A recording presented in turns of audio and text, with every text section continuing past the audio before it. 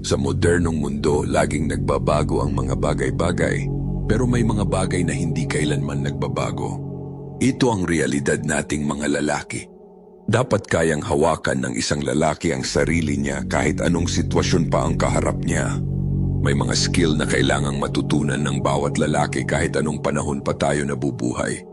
May mga taong manonood ng video na ito at sasabihing toxic masculinity. Naintindihan ko naman bakit may ganun mag-isip dahil marami talagang mahihinang lalaki ngayon na brainwash silang paniwalaan na pareho lang ang lalaki at babae. Hindi. Magkaiba ang responsibilidad, magkaiba ang pressure. Sa video na to, pag-uusapan natin ang 6 na skill na kailangang ma-master ng bawat lalaki sa buhay. Number 1, marunong lumaban.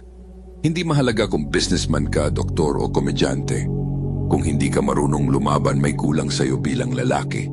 Ang makipagbasagan o suntukan sa kalsada ay bagay na dapat iwasan ng lahat, pero hindi ibig sabihin nun na dapat mo ring iwasan matutong lumaban. Pag-usapan natin ang isang sitwasyon na pwedeng mangyari sa'yo balang araw. Naglalakad kayo ng asawa mo sa kalsada, tapos may lalaking dumaan at hinampas ang puwet niya. Anong gagawin mo sa sitwasyong yon? Hindi ka pwedeng umasa na tatawag ka lang ng pulis, dahil hindi ka naman tatayo lang doon at maghihintay na dumating sila. Pwede mong piliing i-ignore na lang ng tuluyan, pero mawawala ang respeto ng babae mo sa'yo at pati respeto mo sa sarili mo. Walang dapat basta gumalaw sa mga taong mahal mo nang walang consequence. Magugulat ka kung gaano karaming lalaki ngayon ang pipiliing i-ignore na lang ang sitwasyon at hahanapan pa ng dahilan kung bakit wala silang ginawa. Isa sa mga tungkulin mo bilang lalaki ay protektahan ang mga tao mo. At kapag in-ignore mo ang ganitong sitwasyon, isinuko mo ang sarili mong dangal at ang role mo bilang taga-protekta. Makinig ka mabuti, huwag kang magsisimula ng away kung kaya mo naman itong iwasan. Pero darating ang pagkakataon na wala kang choice kundi ipagtanggol ang sarili mo. At kung mangyari man yon, mas mabuting marunong kang manakit ng tama at mabilis. Hindi yung puro yabang lang pero unang suntok pa lang, tiklop agad. Kaya tigilan mo ang pagpapanggap na marunong kang lumaban. Matuto ka talagang lumaban. Number 2, ang kakayahang pakalmahin ang gulo. Direktang konektado ang skill na to sa marunong lumaban. Kahit gaano ka pakalakas o kagaling makipaglaban, dapat marunong ka ring umiwas sa gulong hindi kailangan. Dapat marunong kang magpakalma ng sitwasyon bago pa ito lumala. Ang lalaking kayang pababain ang init ng ulo ng ibang tao o pigilan ang away ay may presensya ng leader. Tulad sa mundo ng hayop, tulad ng gorila at lobo. Kapag may gulo at dumating ang alpha male, kumakalma sila at tumitigil sa pakikipag-away. Ganyan din sa mundo ng tao, ang kakayahang pakalmahin ang gulo ay tunay lang na namamaster ng taong kaya ring maging mapanganib. Kaya magkasabay dapat ang dalawang skill na to, marunong lumaban at marunong umiwas sa away. Number 3, magkaroon ng malakas na presence. Napansin mo na ba na may mga lalaking pagpasok pa lang sa kwarto may respeto na agad kahit wala pa silang sinasabi? At hindi dahil mayaman sila o maingay, may dala lang talaga silang presence. At ang totoo, hindi yan magic, skill yan. Nabubuo yan sa maliliit na bagay at habits. Kailangan matatag ang tindig mo, matuto kang makipagkamay ng maayos, tumingin ka sa mata ng kausap mo habang nagsasalita, at huwag kang kumilos na parang nahihiya kang nandyan ka. Kapag nakipag-eye contact ka sa ibang lalaki, tumango ka at kilalanin mo sila. Ang charisma natututunan din katulad lang ng ibang skill. Pero maraming lalaki ang pinepeke ang mga bagay na to at halatang halata naman. Yung sobrang higpit makipagkamay para magmukhang dominante. O yung titig na titig para lang manakot. Huwag kang maging ganyang klaseng lalaki. Ang pinakamagandang paraan para matutunan ng presence ay sumama ka sa totoong mga lalaki. Pagmasdan mo kung paano sila kumilos, paano magsalita, paano humarap sa tao, pwedeng sarili mong ama, mentor mo, o mga lalaking kilala mo mula sa fighting gym o ibang matitinding environment.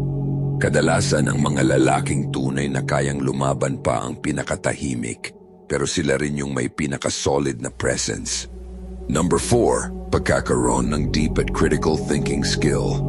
Ang lalaking marunong mag-isip ng malalim ay mas nakakagawa ng tamang desisyon sa buhay. Mas nagiging maayos din siyang kausap at mas mahirap siyang manipulahin.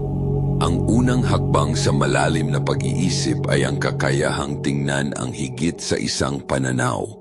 Gaya nga ng lagi kong sinasabi, huwag mong paniwalaan lahat ng sinasabi sa'yo, pero huwag mo ring paniwalaan lahat ng akala mong alam mo. Mahirap gawin yan. Dahil karamihan sa tao gusto lang marinig yung sumasang-ayon sa iniisip nila. Pero ang tunay na critical thinking, kailangan mong isantabi minsan ang ego mo, opinion mo at bias mo para maintindihan ang ibang impormasyon. Hindi porket matagal mo nang ginagawa ang isang bagay, ibig sabihin tama na agad ito. Questionin mo ang sarili mong paniniwala. Maging bukas ka sa posibilidad na baka mali ka at baka may alam ang ibang tao na hindi mo alam. Doon nagsisimula ang tunay na pag-iisip. Number 5, maging mahusay sa pera. Isa sa pinakamalaking pagkukulang ng mga school at university ay halos wala silang tinuturong totoong financial education. Kaya maraming lalaki ang tumatanda na walang alam kung paano humawak ng pera, gumawa ng tamang financial decisions o bumuo ng totoong financial freedom. Pinalaki tayo para maniwala na sapat na ang magkaroon ng trabaho at sumahod buwan-buwan. Hanggang doon na lang. Kaya maraming lalaki ang isang emergency lang ang pagitan bago tuluyang malubog.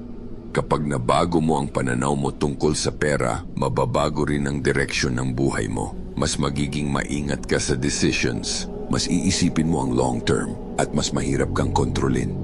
Isang librong nakatulong sa akin para mabago ang pananaw tungkol sa pera ay ang Millionaire Fastlane ni MJ DeMarco.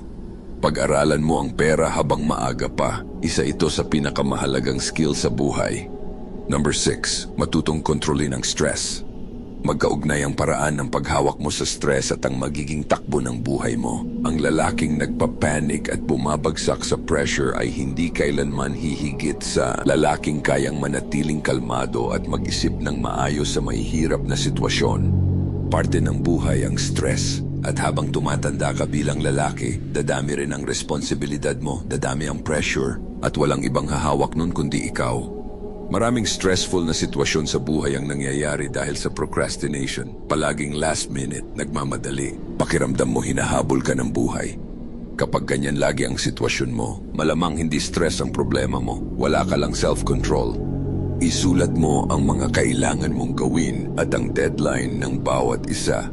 Minsan, sapat na ang pagsusulat para luminaw ang isip mo at bumaba ang stress. Pagkatapos, tingnan mo kung alin ang urgent at importante. Bigyan ng atensyon ang isang task hanggang matapos bago lumipat sa susunod. Kapag naging habit mo ito, kikilos ka na ng proactive imbes na laging reactive at pressured. Parehong babae at lalaki ay dapat magsikap, pero pagdating sa pressure, iba ang trato ng mundo sa lalaki. Kapag bumigay ang babae, madalas inuunawa. Kapag lalaki, kadalasan mag-isa lang siya. Yan ang sasabihin ng ibang channel. Ngayon, makinig ka mabuti sa akin.